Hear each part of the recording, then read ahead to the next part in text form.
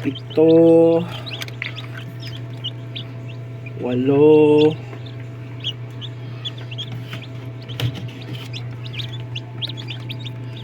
9, 10, 11, oh sorry, 12, 13, 14, 15, 16, 17, 18, 19, 20, 21, 22, 23, 24, 25, 26,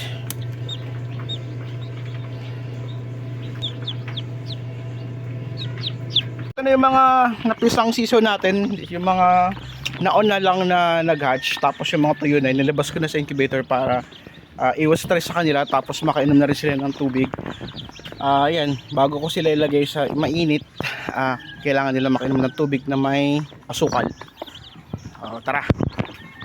Yung iba kasi dito, kukunin natin yung mga hen, yun yung ikikip natin for egg layers. Tapos yung mga rooster, bebenta natin as meat type. Pero pag maganda yung katawan or maganda yung itsura, bebenta natin as syempre as pang breed or materialis ng ating mga manok. So malulusog to mga to, ganda, walang abnormalities doon sa physical nila. Makukulit na. So kailangan na itong ilipat sa brooding, sa brooder.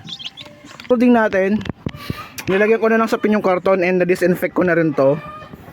So papalaki natin yung ating mga season ng walang ilaw. Kasi usually doon sa mga ibang breeders, naglalagay pa sila ng ilaw, lalo pa doon sa mga malalaking hatchery.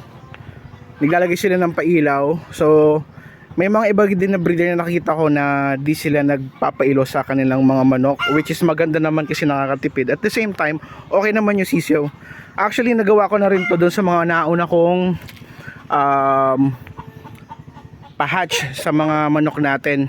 Hindi ako nagpapailaw kasi ayun, nakatipid din naman, and meron na kaya nga ako naglagay nito paikot dyan dito sa ating brooding para di makapasok yung malamig na hangin sa kanila.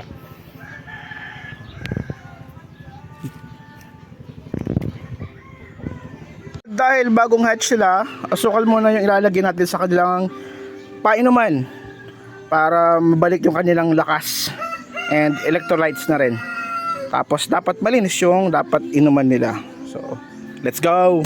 Ayun, tapos na ako dun sa isang pen natin, dun sa mga sisiyo. Naibaba ko na sila dun sa dapat, dun sa brooding. So nandito na ako dito sa breeding pen natin. Mag-spray ako ng Major D, tapos nilagyan ko ng Sunrox para ma-prevent natin yung mga viruses, yung mga bacteria dito sa paipalibot ng ating manukan. Tara. So once a week namin tong ginagawa ni Paigwapo dito para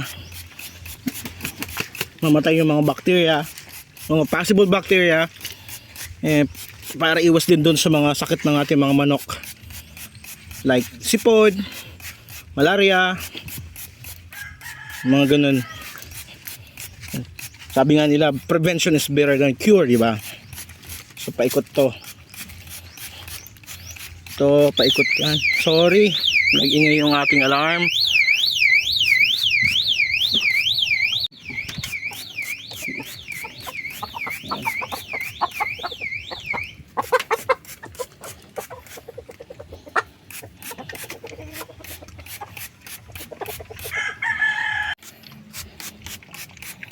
Yan.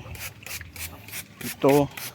Palit tayo ng beddings na itong nest kasi almost 2 weeks na to eh. So para iwas kuto sa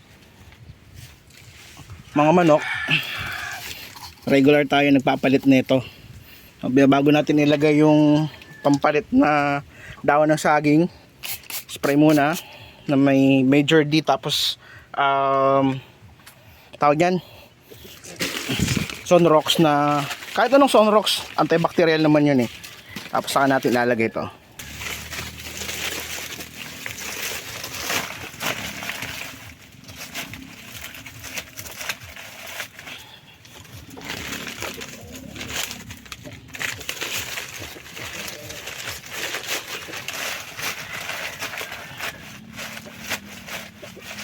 Ito yung isang nest spray, natanggal ko na yung luma.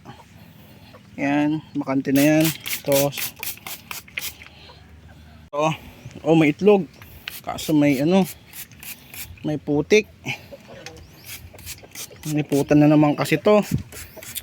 Ay, naku kasi, sayang. Napalitan na natin. So, matutuwa na ito yung mga hen, pati yung rooster na, yan, itong rooster na yan.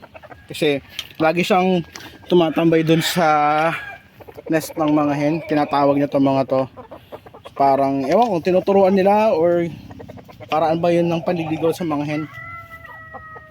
Pagkatapos pala natin maglagay, nandun na naman yung isang rooster natin. Ayan o. Nililigawan na naman yung mga kanyang asawa. Tatlong asawa. Ayan. Isa sa sign na good rooster yung meron tayo. Di natin pwedeng istorbohin kasi nangingitlog tong isang hen. So hayaan muna natin siya dyan. Bukas na lang natin palitan. Yun. And pag naging okay na tong panahon, magpapalit tayo ng beddings na itong breeding pen. Kasi mag-iisang buwan na. So kailangan na malinis to and ma-prevent yung pagdami ng bacteria, viruses, stuff like that.